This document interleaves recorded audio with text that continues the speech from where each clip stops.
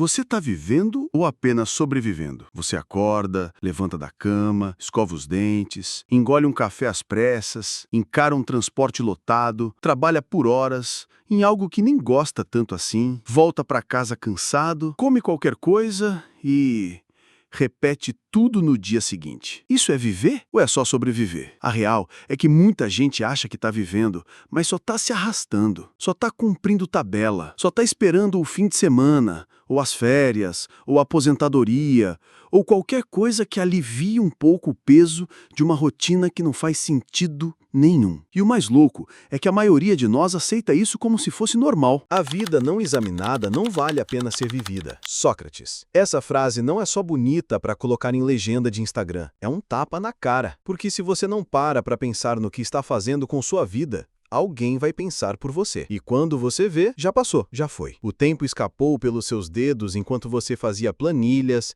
engolia sapos e fingia estar tudo bem. Mas eu não tenho escolha. Tem sim. O sistema faz parecer que não, mas tem. Escolher não é largar tudo e ir morar numa montanha, embora às vezes pareça tentador. Escolher é, por exemplo, começar a colocar pequenas doses de consciência no seu dia. É parar de viver no automático. Lembra do filme Matrix? Quando Neo acorda e percebe que a realidade dele era uma simulação. Pois é, tem gente que passa a vida toda dentro da Matrix, seguindo um roteiro que nem escreveu. Mas viver de verdade dá trabalho. Claro que dá. Viver de verdade exige coragem, porque significa fazer perguntas desconfortáveis. Tipo, eu gosto mesmo do que faço? Eu estou cercado de pessoas que me fazem bem ou só suporto elas por conveniência? Eu estou vivendo um propósito ou só seguindo o fluxo? Essas perguntas doem, mas são elas que tiram a gente do modo zumbi. Sobreviver é fácil. Viver é difícil. Você consegue sobreviver com pouco. Um emprego estável, um teto, comida na mesa. Mas viver exige presença. Exige colocar a alma nas coisas. Exige sentir. E isso nem sempre é confortável. Olha o Itachi Uchiha, de Naruto. Ele sobreviveu anos carregando o peso de uma escolha cruel. Ele parecia frio, distante, mas quando a verdade vem à tona, você percebe, ele não estava realmente vivendo. Estava apenas suportando. Só no fim da história, ele alcança um tipo de paz, uma libertação. A rotina mata mais que a guerra. Isso não sou eu que estou dizendo. Tem um conceito na filosofia existencialista que fala da vida inautêntica, quando você vive de acordo com o que os outros esperam sem ouvir sua própria voz. O filósofo Heidegger dizia que a maioria vive assim. Só acorda para a vida quando encara a morte de perto, quando perde alguém, quando recebe um diagnóstico ou quando percebe que a juventude já ficou para trás. Aí bate o desespero. Caramba, o que eu fiz com a minha vida até agora? Mas tem saída. Não precisa largar tudo. Não precisa virar monge. Mas precisa desacelerar, observar, respirar fundo e se perguntar o que me dá sentido. Isso muda de pessoa para pessoa. Para uns é criar, para outros é ajudar. Para alguns é só ter paz. O que não dá é aceitar a ideia de que viver é só pagar boletos e esperar o fim de semana. Não é que temos pouco tempo de vida, mas que desperdiçamos muito dele. Esse estoico sabia das coisas. Ele viveu em Roma, cercado de excessos, de política, de drama, e mesmo assim defendia uma vida simples e presente. Uma vida com propósito, uma vida em que você se sente bem com o que é, e não com o que tem. E se você sumisse hoje? Essa pergunta pode parecer mórbida, mas ela revela muita coisa. Se você desaparecesse agora, o que deixaria para trás? Que lembranças as pessoas teriam de você? Você sentiria que viveu o suficiente?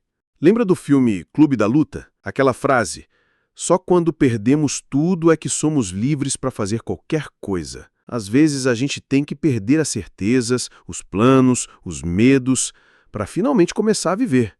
Você não é um rato numa gaiola, mas vive como se fosse, correndo atrás do próprio rabo, girando na rodinha da produtividade, da cobrança, do consumo, sempre querendo mais, sem nunca parar para perguntar, mas para quê? Tem um episódio em BoJack Horseman, aquela animação que parece boba, mas é extremamente profunda, onde o personagem corre, corre, corre e alguém diz pra ele: você precisa parar de correr em círculos.